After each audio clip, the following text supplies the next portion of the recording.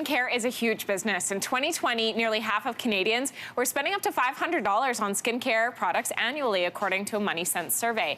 And while we may have a multi-step skincare routine every night, is it something our kids need to be doing too? So to answer all of our questions about children's skincare, dermatologist Dr. Renee Beach is with us this morning. Good morning to you. Good morning. This is a great question. Skincare for kids, is it even necessary? What would you say? You know, I think back to when I was a kid, I really don't remember this being a thing Me at neither. all, but here we are. So when I think about the average product, there's an adult version and a children's version nowadays. And I actually took a look, and there's some leading products on the market where when you look at their ingredient list, the adults versus the children, it's the exact same product list. It's the exact same ingredient list listed in the exact same order. Now, could there be some nuances in terms of the concentration or the amount of certain ingredients? It's possible, but overall, I'd say it's debatable and it's product dependent. Okay, so first of all, how is kids' skin different than adult skin? We obviously know we get more lines, we get more spots, Yeah. But fundamentally, what's the difference between our skin? Children's skin is thinner, so it hasn't fully developed. It doesn't have as many oil glands. It doesn't have as much thickness of layers.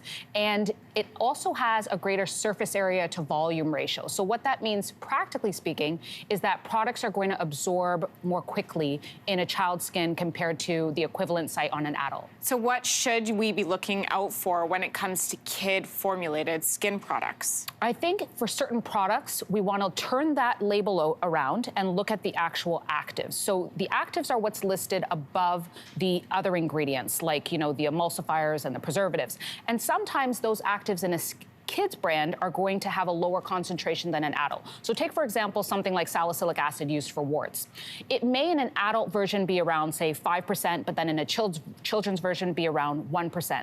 That's a situation where you do want to adhere to the children's formulation because it's likely been studied and deemed age appropriate for that skin condition.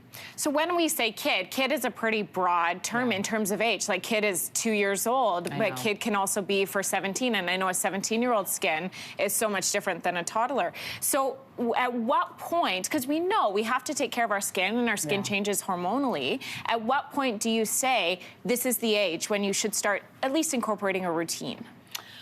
So routine incorporation can be for your teen. So for example, a 15 or 16-year-old, they may have reached their growth. They may have reached their, their adult size. And that's a situation where they can do things like cleansing every day, moisturizing every day, sunscreen every day.